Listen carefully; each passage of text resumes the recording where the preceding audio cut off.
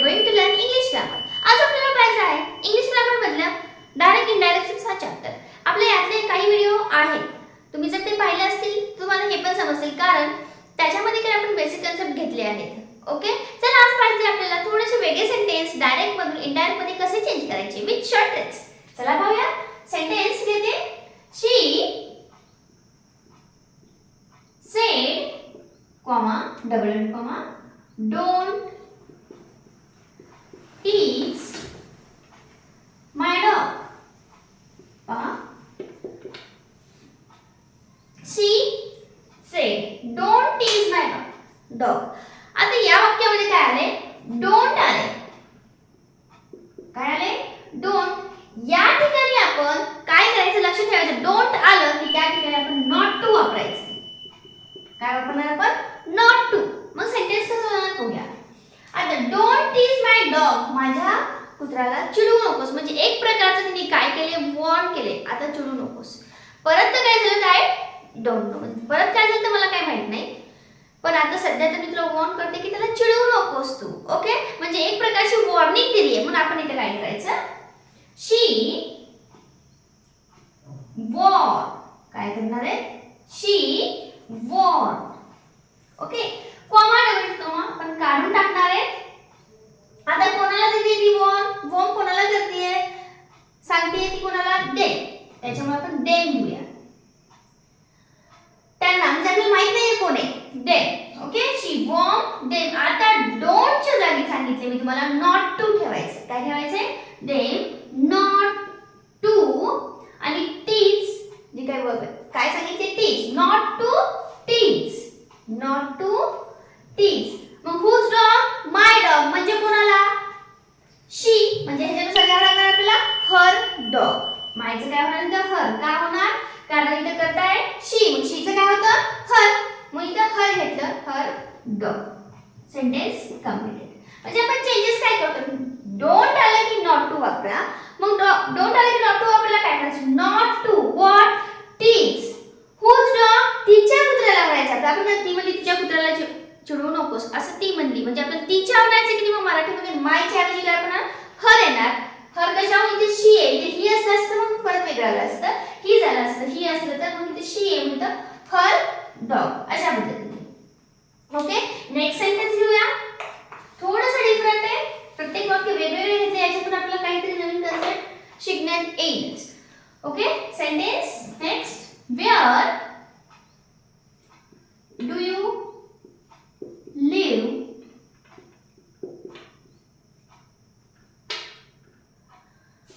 Ask the stranger. आता stranger म्हणजे काय? एखादा माणूस असेल तो विचारतोय. काय विचारतोय? Where do you live? एखादा न ओळखीचा माणूस असेल तो विचारतोय आपल्याला Where do you live? तू कुठे राहतेस? ओके, मग यावेळेस काय करायचं? Ask the stranger. म्हणजे कोणी विचारले हे शेवटला दिले, तर आपण हे पहिल्यांदा घेऊया. The stranger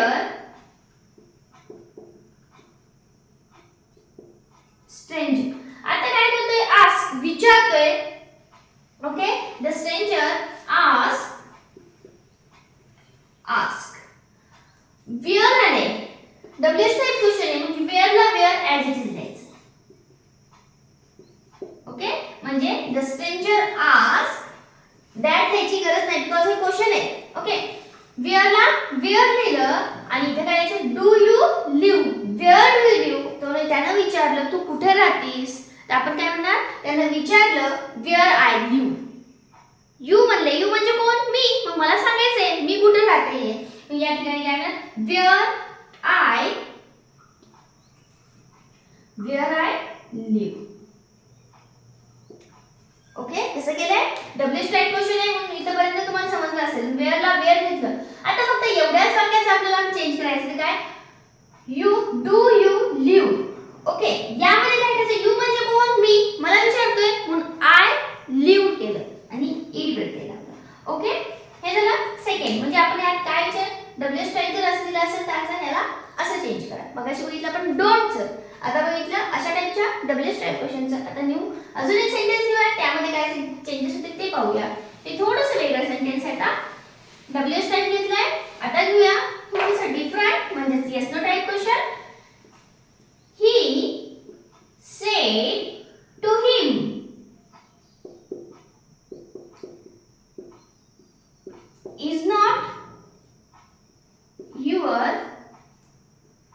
Is not your name Hari. काय केलंय मी? He said to him. तो त्याला म्हणालाय का Is not your name Hari? तुझं नाव हरीच नाही का? असे विचारले त्याला. एक प्रकारचे की आता क्वेश्चनचा आन्सर कसं येणार? येस किंवा नो. म्हणजे याला माझे येस नो टाइप क्वेश्चन. मग आता काय करायचं? एक प्रकारचे त्यांना विचारपूस चालले आहे की नाही आणि क्वेश्चन आहे. सेंटेन्स कुठला आहे? क्वेश्चन आहे. म्हणजे आपल्याला काय करायचंय? जेव्हा या टाइपचा क्वेश्चनचा डायरेक्ट स्विच करायचं तेव्हा जे काय आहे स्पीकर ते घेतला. याच्यानंतर सेड टू हिम आहे म्हणजे काय करतोय तो? इन्क्वायरी करतोय, त्याच्याकडून माहिती काढतोय, त्याच्यामुळे देणार आहे इन्क्वायर. मग अशी आपण ते वॉर्निंग देत होता म्हणून आपण वॉर्न घेतलं होतं पण तो रिप्लेस टाइप होता. ते येस नो. ही इन्क्वायर आणि येस नो टाइप क्वेश्चन असेल तर इफ किंवा वेदर वापरतात. म्हणजे इथे वापरलं मी वेदर. आता is not your name Hari तिथं मी वेअरला वेअर ॲज इट इज घेतो तिथं असं इथं करायचं नाहीये. वेदर इथं काय करणार आहे? हीज. का? इथे ही आहे. मग अशी शी होतं म्हणून हर घेतलं होतं म्हणून इथे यूजचं काय करणार मी? हीज घेतलं. हिज नेम इज आहे म्हणला होता म्हणून सांगायचंय. वॉज घेतलं म्हणून काय ना? Was not Hari.